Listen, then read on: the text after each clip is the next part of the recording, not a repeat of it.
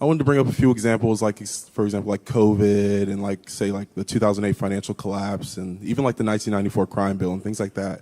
Those have definitely effects on big groups and especially like the black community and everything. Like after the 2008 financial collapse, not many people got, like I wouldn't say accused, but convicted, for example. Not many people on Wall Street, the individuals who did profit a lot from those things. But millions of people were kicked out of their homes and everything. And you talk about like things like these being, or America being, based on individuals and individuals wanting to achieve different things. But in reality, a lot of like people are affected by their societal factors, their environment and everything. So I want to get your answer on that. The stock market jumps. The average employer just saw a bunch of just empty, employment, options and low wages and everything still, and the same old. So okay. So I think that the fundamental idea with regard to, it's almost two separate questions, and so I'm going to take them one at a time. The reason I'm separating the questions is because when it comes to corporate bailouts, for example, I'm sure you and I agree. I don't think that any of those corporations should have been bailed out. I think that if you engage in the moral hazard of wrecking your own company, I don't see why I'm supposed to pay for that or you're supposed to pay for that. In a free market system, you're supposed to bear the consequences of the risks that you take.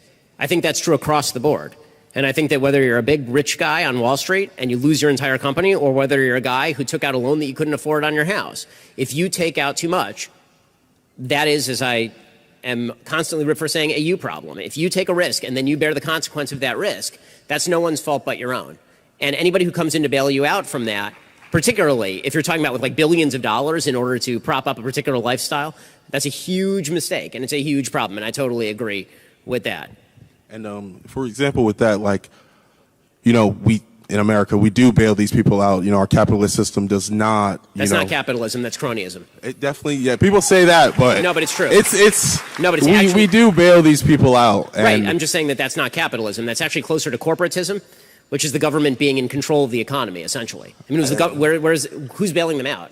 Are they bailing them out? The government is bailing them out. Yeah, definitely the government. And for example, we don't get these similar bailouts for regular people. Like, for example, Joe Biden was, promoting just $2,000. We're fighting for scraps. I want to understand, like, where does that come from? Like, why are we so, willing to give? Well, I mean, the United States does spend literally trillions of dollars on social welfare programs. The notion the United States has no social safety net at all is not true. The United States spends per citizen tens of thousands of dollars on social welfare benefits, ranging from Medicaid to food stamps to unemployment insurance to a wide variety of programs. The notion that we're wildly out of line with Europe is just not borne out by the statistical facts, actually. It's kind of an American myth that we tell ourselves that we don't spend any money on this sort of stuff. It's not true. Since the beginning of the war on poverty, we spent something like $22 trillion on various social programs, and essentially the same number of people live underneath the poverty line.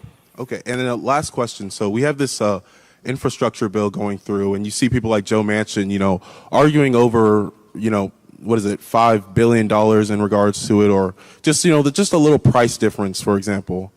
Over the past 20 years, we've been fighting wars in Afghanistan, and we spent trillions and billions of dollars. And you have these politicians saying that these infrastructure bills that will help us on our domestic front, these small price changes are going to have dramatic effects on, our future and our children. And that's why they, the Republican Party, they definitely, go for austerity and those, factors. So the wars, to take an example, the wars in Iraq and Afghanistan were expensive. They cost grand total somewhere between $3 and $4 trillion last I checked. The United States spends about $4 trillion in the budget every single year, and we spent about $7 trillion last year. That's every year, right? Yeah, I just want to know what that means for the future of our children.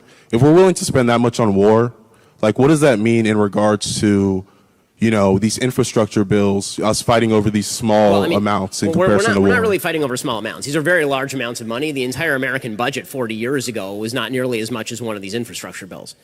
I mean, 20 years ago it wasn't. And you just go back and look at the budgeting. So we're spending unsustainable amounts of money on nearly everything in American life. To point out defense spending as opposed to what really constitutes the vast bulk of our budget, which is everything else.